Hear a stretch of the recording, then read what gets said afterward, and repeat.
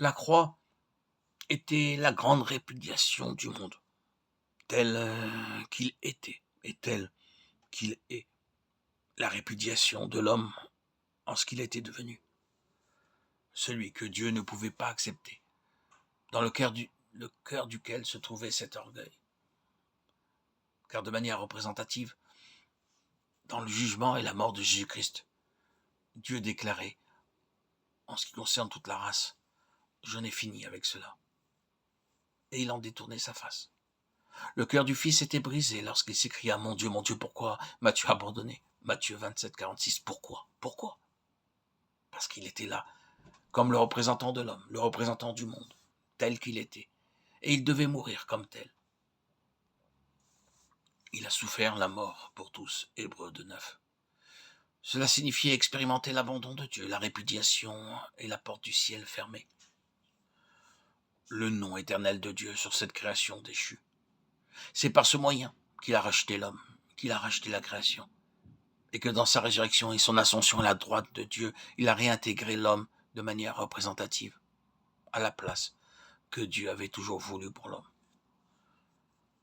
Ce n'est pas simplement une action isolée de la part de Jésus-Christ. C'est une action qui embrasse tous les temps. Il est celui qui représente tous les hommes. Ce qui lui est arrivé signifie pour Dieu que c'est ce qui est arrivé à l'homme, avant que l'homme soit en Christ. Il est répudié par Dieu. Il n'y a pas d'autre chemin. Personne ne vient au Père que par moi. Jean 14, 6.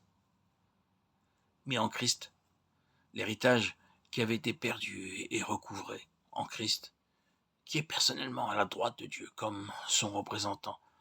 L'homme est réintégré. Christ est là comme le gage de ce que nous serons et de la place où nous serons par la grâce de Dieu.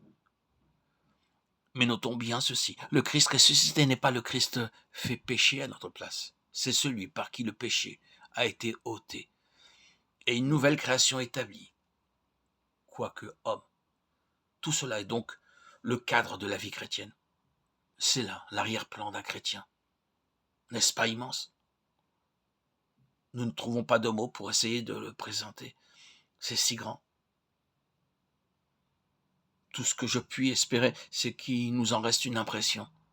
Je ne puis l'expliquer, je ne puis le définir, je ne puis l'exposer, je ne puis le transmettre. Mais tout ceci, si pauvrement exprimé, devrait sûrement laisser en nous une impression. Il nous faudrait au moins saisir ceci. Un chrétien est établi sur un arrière-plan éternel. C'est une chose merveilleuse que de se convertir et de devenir un chrétien. C'est une bénédiction que d'être sauvé.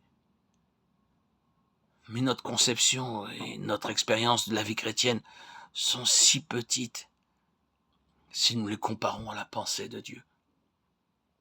Nous avons besoin de saisir les dimensions éternelles de la signification de Jésus-Christ comme l'établissement d'une vie chrétienne.